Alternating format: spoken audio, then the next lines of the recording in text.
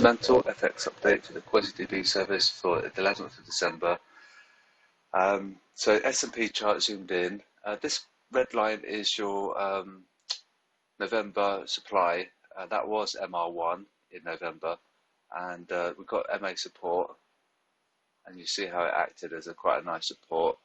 And so we're above, assuming we go above that November supply at 3674, then we can probably bounce, and then we'll make new highs. Don't forget we've got all this vaccine news and stuff like that, and the stimulus bill is going to help.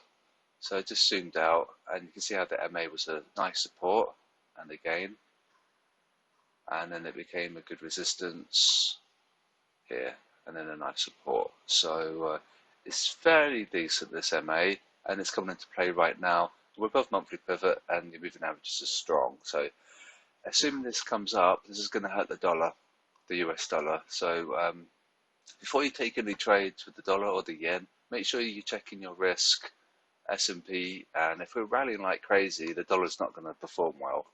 If this falls and it goes into free fall mode, then the dollar's going to rally and it's going to be a wrecking ball. So just keep an eye on those levels and you should be fine. It looks like we're going to rally. And your next resistance is 3789. That's MR1. That's probably quite possible. AJ 7905, 7842. We're a buy, and then that's an agreement over time. So that's just agreeing with that. And your technicals are quite strong too. AU one above 7576 and 7543. That's them selling it, and then that agrees with the high level. There were people trying to sell this pair on Twitter last night, so keep an eye on those guys. Perhaps even create a list or a mental note, and then they're quite good contrarian indicators. These retail traders. It's great that they publicise their trades, but I'm not sure why they would have sold this. I mean, wait for MR1 break, or wait for the sentiment or something. You just, or wait for the stop loss cluster. There are so many things that you should wait for before you enter. I don't know why they just entered randomly. They would have entered there and it shot up. So, yeah, just be careful. EA, now this is good because it's agreeing with the bubbles. We should be seeing Euro weakness and Aussie strength. On above, 16321, 15997. And then that's them going long at that point, and that's monthly pivot. So that's your pink line. So they decided to buy there, but they've held on. And so by holding on, it's going to come down and punish them. And that's a sell at the high level.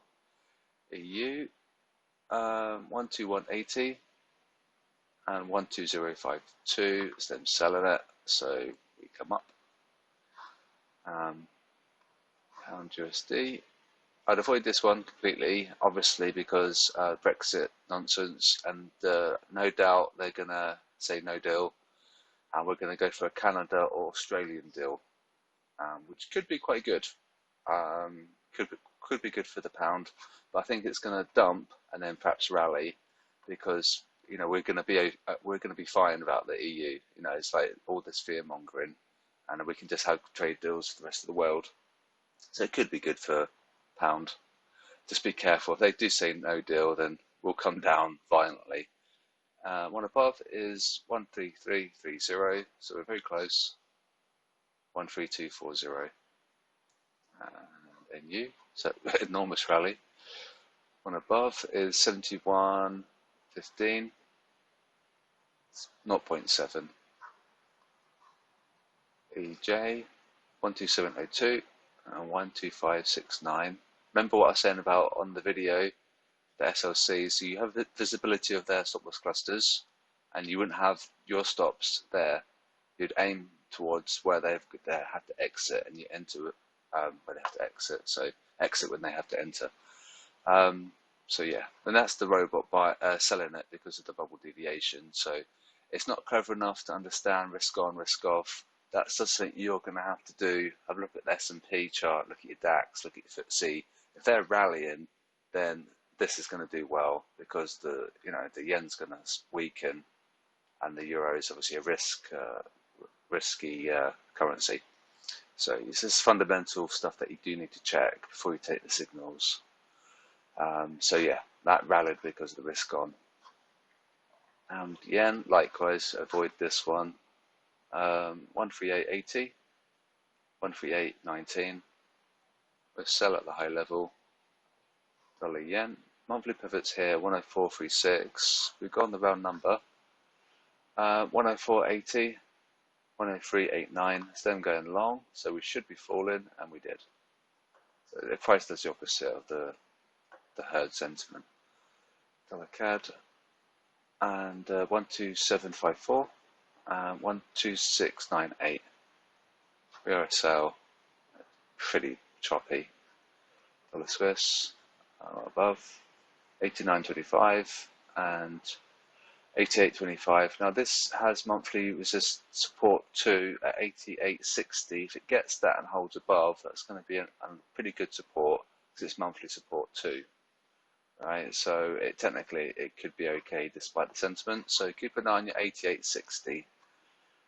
Gold monthly pivots here, 18.35, and we're at 18.35 now. We're hugging it, very close, and this is going to be affected by the stimulus bill in America and the vaccine news.